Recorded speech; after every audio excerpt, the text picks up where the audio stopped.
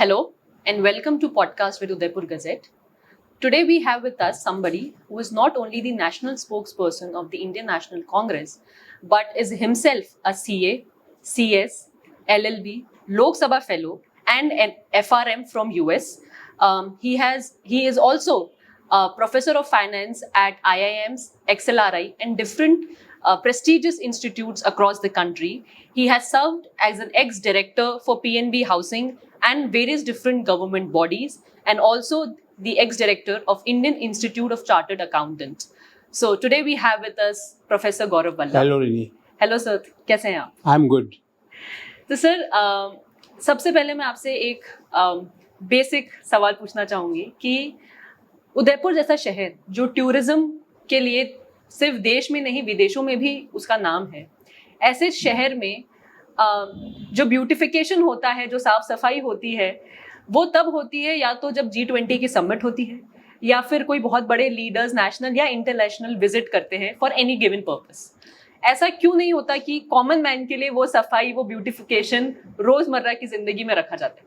देखिए, दुनिया में खूबसूरती में नंबर 1 शहर का खिताब मिलता है उदयपुर को, और ये एक साल नहीं मिलता है, साल दर साल मिलता है जी। और देश में, दुनिया की बात नहीं कर रहा, सिर्फ देश में स्वच्छता में हमारी रैंकिंग 122वीं जी।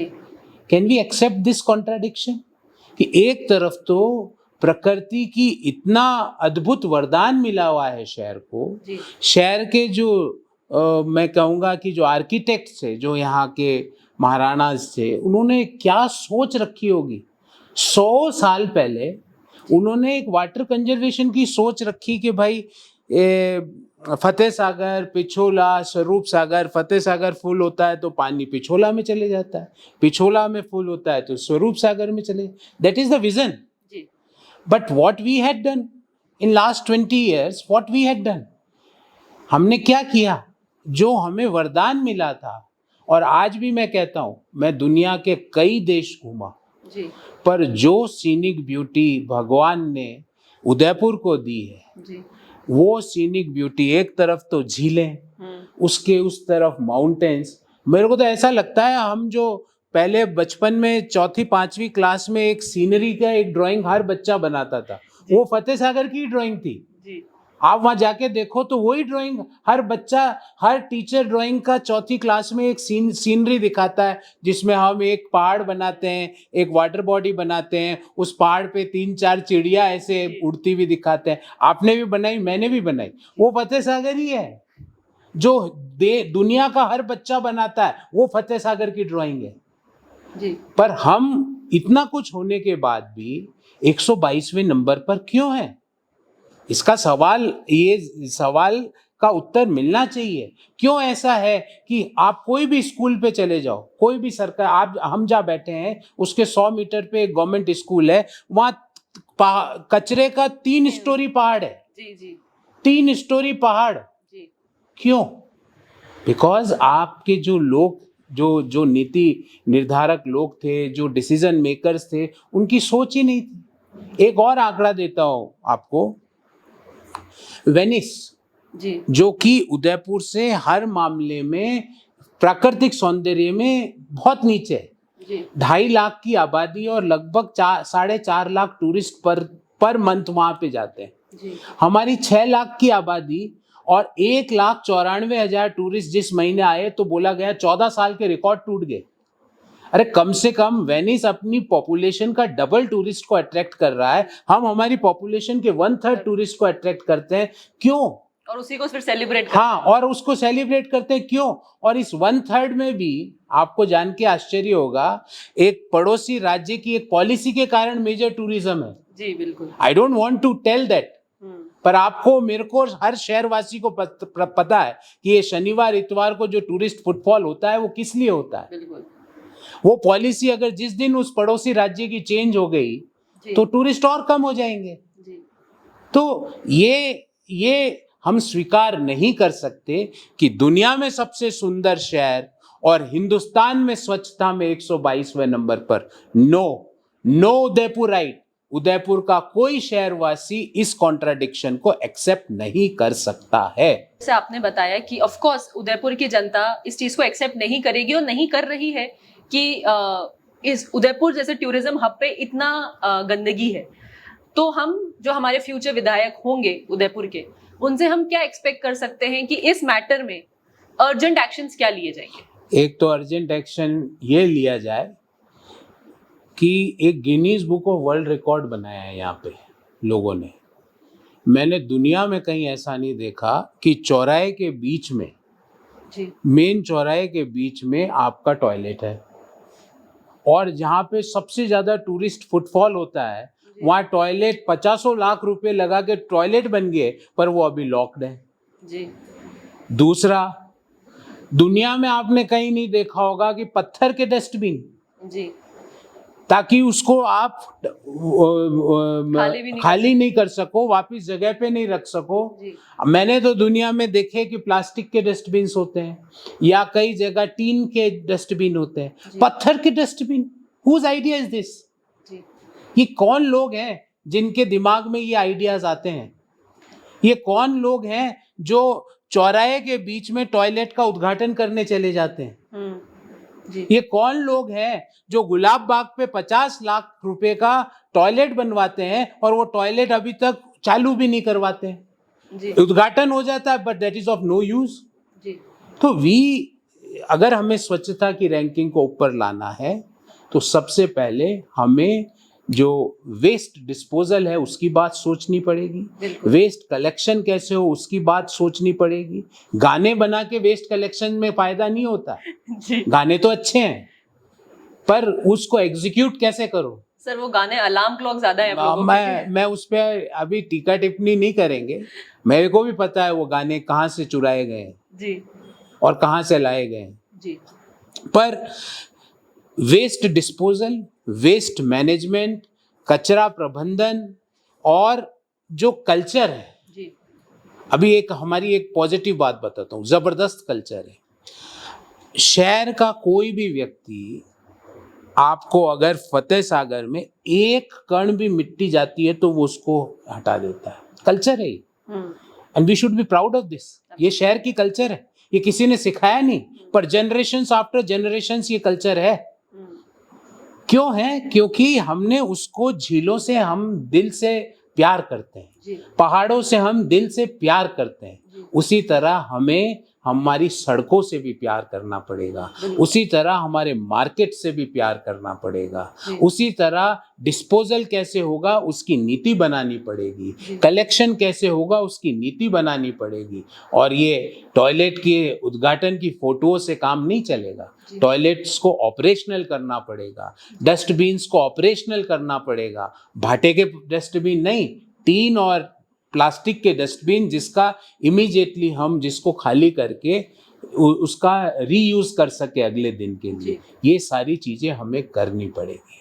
सर जैसा आपने बोला डस्टबिन वाली बात, हमारे अभी कुछ दिनों पहले उदयपुर में बड़े नीले कलर के डस्टबिन थे जिनमें वो 4 डोर डस्टबिन थे। सरकार ने वो डस्टबिन हटा दी ये कह के कि उसके चारों तरफ ज्यादा गंदगी रहती है, जो अपने आप में एक क्वेश्चन है कि गंदगी वो क्यों रहती है जब वहां पे एक डस्टबिन है। सरकार ने वो हटाया ये कह के कि हम अब डोर टू डोर कलेक्ट करेंगे जो भी वेस्टेज होगा, बट अब उसका रिजल्ट ये है कि wastage door to door collect ना होके वो अब रेसिडेंशियल एरियाज में ओपन डेफिसिट हो रहा है, जिसमें गायें थैलियों से खाना खा रही हैं, गायों को, पशुओं को बहुत हार्म हो रहा है। बिल्कुल हो रहा है। तो ये जो एक ऐसा सिस्टम है, ऐसा प्लान है जो कभी फुल प्रूफ है ही नहीं। आपने सिर्फ उसका एक मोटिव देखा और उसके क्या प्रोज एंड कॉन्स होते थे, वो रिस्क मैनेजमेंट तो किया ही नहीं आपने। तो क्या एक्सपेक्ट किया जा सकता है या ऐसा कैसे वो उस प्लान को इम्प्लीमेंट किया जाए जो प्रॉपर रिस्क मैनेजमेंट हो, जिसके प्रोज एंड कॉन्स सोच के कोई भी प्लान? देखिए, मैं तो डाटा ड्रिवन आदमी हूँ जी, मैं तो रिजल्ट्स देखता हूँ जी, 122वें नंबर पर देश में स्वच्छता में हम हैं, जी, दुनिया का सबसे सुंदर शहर, जी, जिसके ऊपर प्रकृति का वरदान है, जिसके शहरवासी स्वच्छता के प्रति जबरदस्त तरीके से सजग है, फिर भी 122वें नंबर पे है, तो इसका जिम्मेवार तो सिर्फ पॉलिसी मेकर्स हैं। इसका जिम्मेवार तो वो लोग हैं जिनकी सोच ही नहीं है स्वच्छता के प्रति। इनके जिम्मेवार वो लोग हैं जो चौराहे के बीच में जाके टॉयलेट्स का उद्घाटन करते। मेन चौराहा, आपको लगेगा कि ये ट्रैफिक सिग्नल है, इसके जिम्मेवार वो लोग हैं जो 50-50 लाख के टॉयलेट बना देते हैं पर उनको ऑपरेशनल नहीं करते। इसके जिम्मेवार वो लोग हैं जो पत्थर के डस्टबिन्स बनाते हैं, प्लास्टिक और टीन के डस्टबिन को रिप्लेस करके। तो सोच हमको लानी पड़ेगी और इसका एक बेसलाइन सर्वे होगा। बेसलाइन सर्वे ये होना चाहिए कि कौन सी वो जगहें हैं जहाँ पे हाईएस्ट फुटफॉल होता है। उन जगहों पर आपको नंबर ऑफ डस्टबिन आप इक्वली डिस्ट्रीब्यूट नहीं कर सकते। जहाँ हाईएस्ट फुटफॉल है वहाँ पे हर 10 मीटर पे चाहिए, जहाँ फुटफॉल ज़्यादा नहीं है वहाँ 50 मीटर पे भी होगा तो चलेगा। आपको ये देखना पड़ेगा कि इस वेस्ट का डिस्पोजल कैसे करना, कहाँ जाके। ऐसा नहीं हो यहाँ से कचरा कलेक्ट करके शहर के 15 किलोमीटर दूर एक नया पहाड़ बन जाए। We don't want that. That is not something which city और उदयपुर के लोग उसको नहीं सोच रहे हैं। ऐसी उनकी सोच नहीं है। उनकी सोच ये है कि वेस्ट का डिस्पोजल हो, वेस्ट का मैनेजमेंट हो, वेस्ट का स्मूथ कलेक्शन हो, वेस्ट के प्रति लोगों में जागरूकता जो कि उदयपुर शहरवासियों में अद्भुत है और बढ़ा दी जाए। मेरा और हर शहरवासी का यह ध्येय होना चाहिए कि अगले 5 साल में दुनिया में जब हम नंबर 1 सौंदर्य में, प्राकृतिक सौंदर्य में आते हो तो अगले 5 साल में देश में नंबर 1 स्वच्छता में भी आए। बिल्कुल। तो सर एक सवाल कि पिछले 2.5-3 कोरोना के काल से हम देख रहे हैं कि स्मार्ट सिटी के अंतर्गत एक ही सड़क को पता नहीं कितनी बार तोड़ दिया गया है, खोद दिया गया है, और उसके बाद जब वो सड़क बनाई गई तो वो ऐसी सड़क बनाई गई कि वो पहली बारिश में फिर टूट गई। और अभी भी ट्रैफिक मैनेजमेंट के नाम पर अभी भी नई सड़कें और बनाई जा रही हैं, कुछ सड़कों को छोटा, कुछ सड़कों को चौड़ा किया जा रहा है। पर आज भी जो क्वालिटी ऑफ रोड्स है या फिर जो एक सिस्टमैटिक मैनेजमेंट होना चाहिए ताकि जिससे आम जनता को दिक्कत ना आए, जो कि अभी तक कंटिन्यूअसली आ रही है, उसका कोई नेवर एंडिंग सोल्यूशन हमें नजर नहीं आ रहा है। देखिए, एक तो Guinness book of world record मैंने आपको बताया, दुनिया में कहीं नहीं मिलेगा जी। दूसरा एक और रिकॉर्ड बनाया जी यहाँ 20 साल में जी।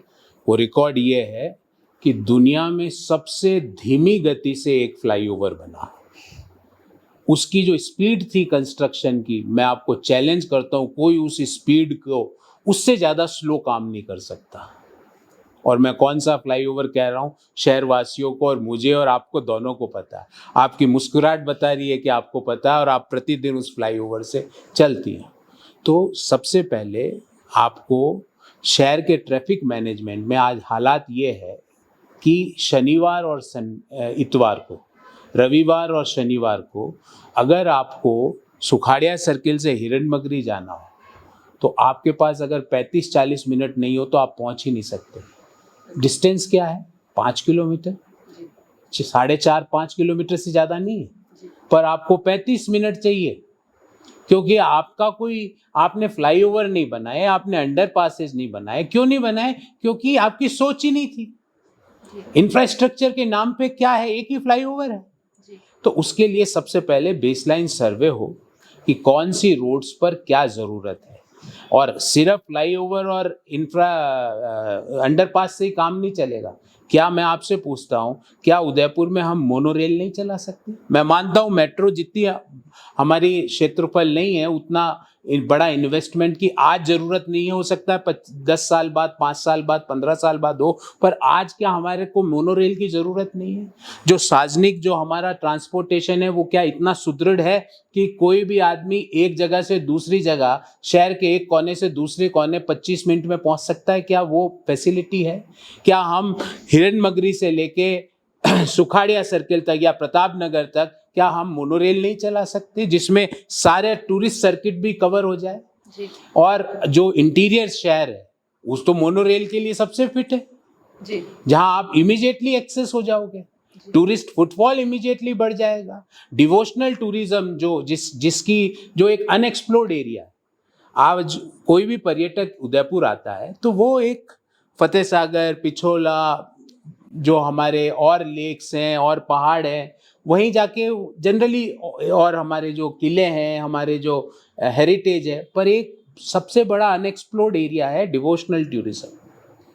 जगदीश मंदिर में हम कैसे टूरिस्ट का फुटफॉल बढ़ाएं, जी, गणगौर घाट पे हम टूरिस्ट का फुटफॉल कैसे बढ़ाएं, नीलकंठ महादेव में टूरिस्ट का फुटफॉल कैसे हम बढ़ाएं, महाकाल मंदिर में टूरिस्ट का फुटफॉल कैसे बढ़ाएं। तो एक डिवोशनल टूरिस्ट सर्किट होना चाहिए, बिल्कुल, जो एक ऐसा व्यवस्था करनी की जानी चाहिए कि सुबह अगर टूरिस्ट बैठे एक जगह से, for example from Sukhadia Circle, जी, तो वो दिन भर में 2 बजे तक सारे जो हमारे 5-6 इंपॉर्टेंट रिलीजियस जहाँ पे हमारी आस्था है, जो इतने बड़े हब है, आज भी मैं बोलता हूँ कि अगर आप कितना भी डिप्रेशन हो, कितनी भी नेगेटिविटी हो, 5 मिनट आप जगदीश मंदिर की सीढ़ी पे जाके बैठ जाओ, बिल्कुल, you will get positive vibrations.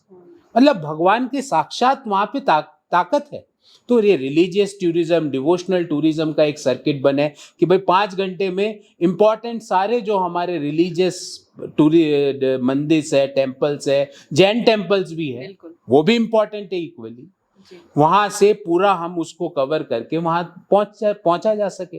पर अगर आपका focus Guinness book of world record बनाने का हो कि भाई मुझे तो स्लोवेस्ट फ्लाईओवर बना के दिखाना है, अब मुझे तो बीच चौराहे पर टॉयलेट बना के दिखाना है, तो ओनली गॉड कैन हेल्प। बिल्कुल। सर, कमिंग टू ट्रैफिक, जैसे आपने बताया कि बहुत टाइम लगता है। हमें याद है कि हम जब छोटे थे तो हमारे एरियाज में कुछ सेक्टर्स में, सेक्टर 11, सेक्टर 3-4 में पार्क्स हुआ करते थे, फुटपाथ हुआ करते थे जहाँ पे लोगों के चलने की जगह थी।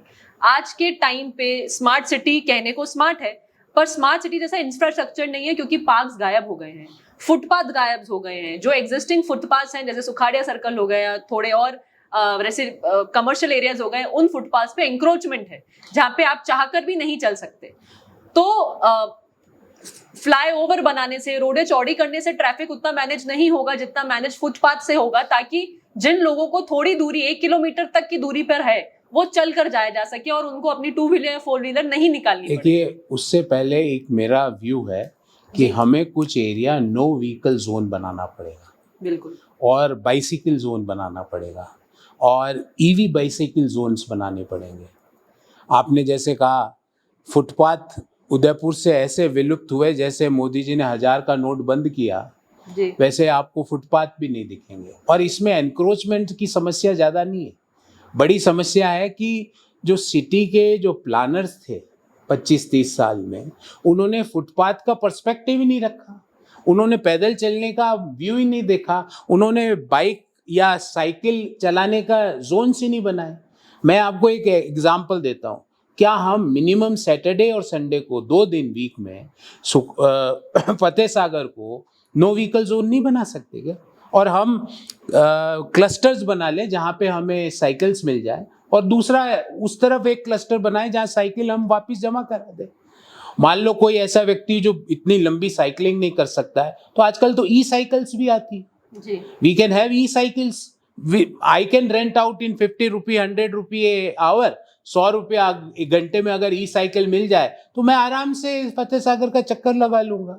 तो हमें नो व्हीकल जोन्स भी बनाने पड़ेंगे, ट्रैफिक की बेसलाइन सर्वे करना पड़ेगा, ट्रैफिक मैनेजमेंट पे काम करना पड़ेगा, फ्लाईओवर्स और अंडरपासेस नए बनाने पड़ेंगे, मोनो रेल्स के बारे में सोचना पड़ेगा, ताकि टूरिज्म जब ही बढ़ेगा जब हम शहर का एक कोना दूसरे कोने से आराम से कनेक्ट हो। उन्हीं शहरों में टूरिज्म एक्सपोनेंशियली बढ़ता है।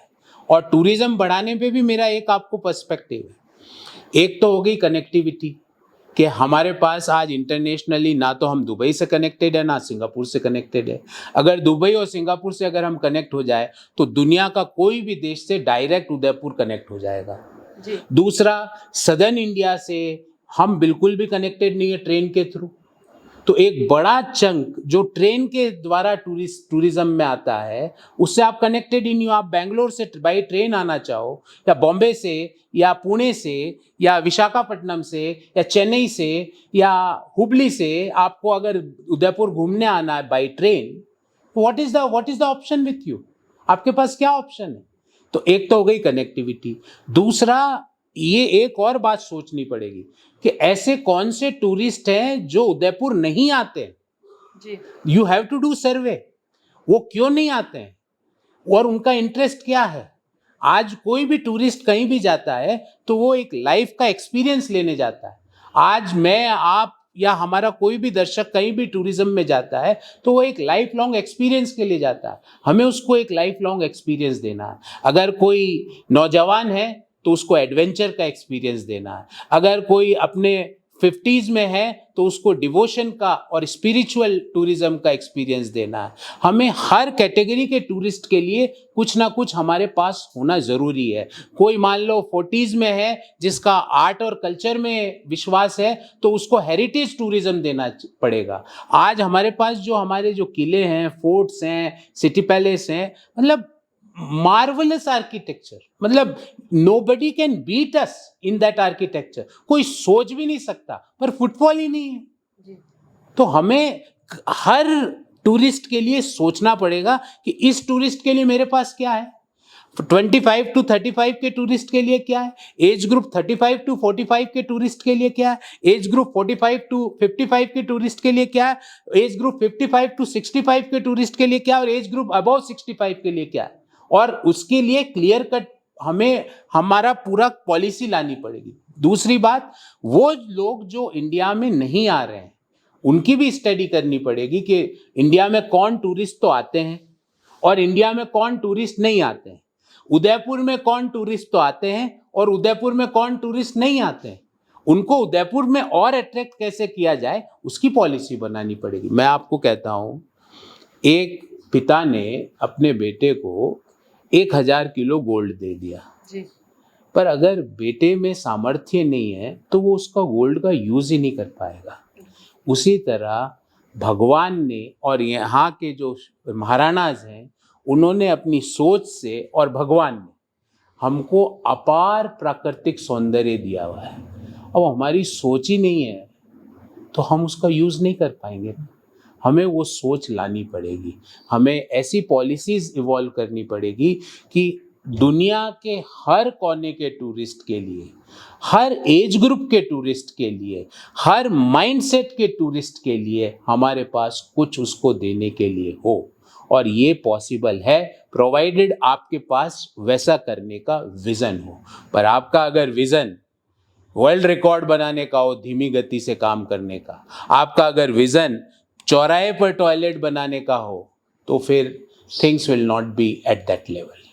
सर, जैसे ये टूरिज्म की बात हुई, वैसे ही जैसे आज के समय में अगर सेक्टर 11, सेक्टर 3, सेक्टर 5 के लोगों को वॉक करने जाना है या फिर, तो उनको सबसे पहले दिमाग में फतेह सागर ही याद आता है, क्योंकि उनके आसपास ही कोई पार्क ही नहीं है। पहले ये पार्क सिर्फ घूमने का जरिया सिर्फ या वॉक करने का जरिया नहीं होते थे, ये लोगों की हेल्थ में, जैसा हम ग्लोबल लेवल पे चाहते हैं, ऑक्सीजन पॉकेट्स के रूप में मदद करते थे। बिल्कुल। पर आज के तारीख में ये पार्क्स गायब हो गए हैं। हम ऑक्सीजन पॉकेट्स बनाना भी चाहें तो इतनी सड़कों की खुदाई और इतनी सारी चीजें चल रही है चारों तरफ कि ऑक्सीजन पॉकेट्स, पेड़ लगाना, पार्क्स बनाना, ये सारी चीजें इम्पॉसिबल हो गई हैं। जबकि ये सारी चीजें सिर्फ टूरिज्म के लिए ही नहीं, लोकल आम जनता के लिए बहुत ज्यादा इंपॉर्टेंट है अगर हम फार साइटेडनेस लेके चलें। बिल्कुल। और मैं ये मानता हूं कि पिछले 20 साल में आई आस्क के, आपके क्वेश्चन पे काउंटर क्वेश्चन नहीं पूछना चाहिए मुझे, बट आप भी उदयपुर शहर में ही बॉर्न एंड बॉट अप है। पिछले 20 साल में कोई ऐसी जगह है जहां नया पार्क बनाओ? नहीं। Who is responsible? The people who were governing the policies, they are responsible for this. जी। सुखाड़िया सर्किल है, वो 20 साल से पहले बना था। आज भी हमारा टूरिस्ट डेस्टिनेशन है, एक ऑक्सीजन पॉकेट है। गुलाब बाग है, फतेह सागर है, ये ऑक्सीजन के एक बड़े फ्रेश ऑक्सीजन के चैम्बर्स हैं। पर नया क्या किया आपने? नया क्या बनाया आपने? नया कौन सा पार्क बनाया? जो पुराने पार्क थे उनको उन पे कब्जे करवाए, उनको आपने प्रॉपर व्यवस्थित नहीं करा, उन पुराने पार्क्स को आपने ऑपरेशनल नहीं रखा हुआ है। तो दैट रिक्वायर्स ए विजन। आप सिर्फ नई चीजें भी आपको सिस्टम में देनी पड़े। बिल्कुल। और जैसा आपने कहा कि एक बेसिक प्रिंसिपल होता है सारे टूरिस्ट सिटीज के लिए कि टूरिस्ट आर मोस्ट वेलकम, वसुधैव कुटुंबकम, अतिथि पधारो मारे देश, पर at the same time not at the cost of The local. Problem और difficulty in the quality of life of the local people. Absolutely. हमें वो बैलेंसिंग करनी पड़ेगी. जी. हमें टूरिस्ट चाहिए, हमारे लिए वो ईश्वर के समान है. जी. हम पलक पावड़े बिछा के उनका स्वागत करेंगे. हम हर टूरिस्ट, हर एज ग्रुप के टूरिस्ट के लिए प्रॉपर डेस्टिनेशंस बनाएंगे, जोन्स बनाएंगे.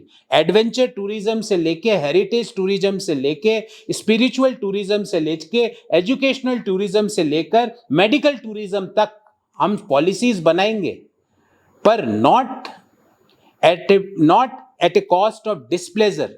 हम लोकल लोगों की लाइफ को, उनकी क्वालिटी ऑफ लाइफ को डिस्प्लेजर करके ये नहीं करना है हमको. हमें एक बैलेंसिंग करना है. उन लोकल लोग जो उदयपुराइट्स हैं उनकी क्वालिटी ऑफ लाइफ को मेंटेन करना है. हमें ये नहीं चाहिए कि हमें हिरन मगरी 4 सेक्टर से सुखाड़िया सर्किल 40 मिनट लग जाए. No, we can't tolerate that. We don't accept that. तो हमें उसके लिए प्रॉपर पॉलिसीज बनानी पड़ेगी, इंफ्रास्ट्रक्चर क्रिएट करना पड़ेगा. उस इंफ्रास्ट्रक्चर पे न्यूएस्ट मोड्स ऑफ ट्रांसपोर्टेशन है उनको लगाना पड़ेगा. कि भाई जगदीश चौक अगर मुझे सुखाड़िया सर्किल से 5 मिनट में पहुंचना हो 20 रुपए के अंदर, तो व्हाट इज द मेरे पास पॉसिबिलिटी क्या है? तो अगर मेरे पास मोनोरेल कनेक्टिविटी है तो मैं पहुंचूंगा. जी. जैसा आपने बिल्कुल सही कहा सर कि किसी भी देश का या शहर का विकास तब माना जाता है जब उसके सबसे निचले तबके के लोगों का विकास हो रहा हो. करेक्ट. अगर सिर्फ ऑलरेडी मनी जनरेटिंग या पैसे वाले लोगों का ही विकास हो रहा है तब एक्चुअली देश का विकास नहीं हो रहा है. तो we need to implement such policies जहां पे जो लोग फाइनेंशियली या सोशली उतने केपेबल नहीं है उनकी लाइफ भी गवर्नमेंट सर्विसेज के द्वारा इतनी आसान हो कि they can think about something else. जितने भी टूरिस्ट डेस्टिनेशंस है वर्ल्ड में, उनके पास वर्ल्ड क्लास इंफ्रास्ट्रक्चर है, वर्ल्ड क्लास पब्लिक ट्रांसपोर्टेशन है. क्या हमारे पास है? नहीं. We have to work on that. मैं आपको यकीन मानो, अगर इन दोनों पे काम करें तो जो आज हम 1,94,000 टूरिस्ट एक महीने में आ जाते हैं और हम कहते हैं वर्ल्ड रिकॉर्ड टूट गया, तो मैं आपको कह सकता हूं कि 6 लाख की पॉपुलेशन पे 6 लाख टूरिस्ट आ जाएंगे मिनिमम. क्योंकि हमारे पास प्राकृतिक सौंदर्य जो बेस है हमारा वो इतना मजबूत है. सिर्फ अब हमें इस बेस को यूटिलाइज करना है. उसके लिए proper infrastructure, proper modes of transportation, proper policies, और जिसमें विन विन पॉलिसीज. टूरिस्ट भी अट्रैक्ट हो और जब पब्लिक ट्रांसपोर्टेशन स्ट्रांग होगा तो लोकल लोगों को भी उसका फायदा मिलेगा. ऐसा तो है नहीं कि सिर्फ टूरिस्ट ही उसमें चलेंगे. लोकल लोगों को फायदा होगा तो बिजनेस को भी फायदा होगा. बिजनेस को अगर फायदा होगा तो नए एम्प्लॉयमेंट की अपॉर्चुनिटीज बढ़ेगी शहर के अंदर. मतलब आप ये देखिए, पिछले 20-25 साल को अगर हम हटा दें, उससे पहले तक या 30-35 साल से पहले तक सुखाड़िया साहब प्रदेश के मुख्यमंत्री भी थे जी. हमारे उदयपुर शहर के अत्यंत लोकप्रिय विधायक भी थे. आप उनका विजन देखिए. He was thinking 40 year ahead कि 40 साल बाद क्या होगा. जो भी कंपनीज, बड़ी बड़ी कंपनीज हो, भले वो उदयपुर सीमेंट हो, भले वो हिंदुस्तान जिंक लिमिटेड हो, भले वो उदयपुर कॉटन मिल्स हो, भले वो एजुकेशनल इंस्टीट्यूट्स जैसे विद्यापीठ हो, भले वो बीएन कॉलेज हो, भले वो एमबी कॉलेज हो, भले वो यूनिवर्सिटी एग्रीकल्चर. पूरे राजस्थान में सबसे पहली एग्रीकल्चर यूनिवर्सिटी सुखाड़िया साहब ने उदयपुर में खुलवाई. उसके बाद क्या हुआ?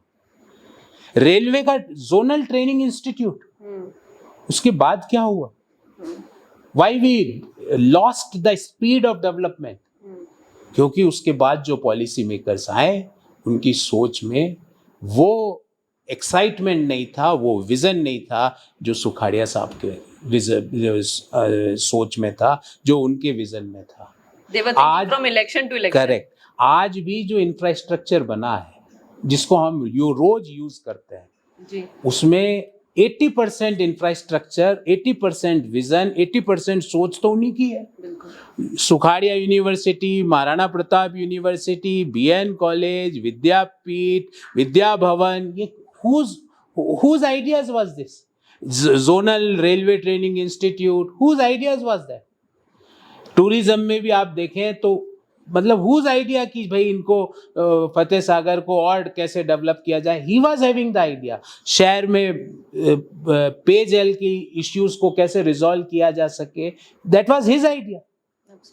तो एक व्यक्ति के विजन से शहर को फायदा भी मिलता है और एक व्यक्ति के कमजोर विजन से शहर को नुकसान भी उठाना पड़ता है। That is what is this example of our city with plenty of tourism opportunities. हम 122वें नंबर पे देश में स्वच्छता में। No, as a Udaipurite I reject this. Udaipur वासी होने के नाते मैं इसको रिजेक्ट करता हूं। और अगर हम सब मिलके अगर विजन के साथ काम करें, जो मैंने कुछ उपाय तो अभी बताए, बेसलाइन सर्वेस कराएं जो प्रॉपर उनको इम्प्लीमेंट करें, और उदयपुर के लोग उदयपुर से जितना प्यार करते हैं उतना और शहरों में मैंने नहीं देखा है जी। जो उदयपुर की प्राकृतिक संपदा से वो जितना उनका दिल से लगाव है मैंने और शहरों में नहीं देखा। बस एक पॉलिसी, एक माइंडसेट, एक विजन की जरूरत है। I am telling you, we will be number 1 in the country as far as the cleanliness is concerned.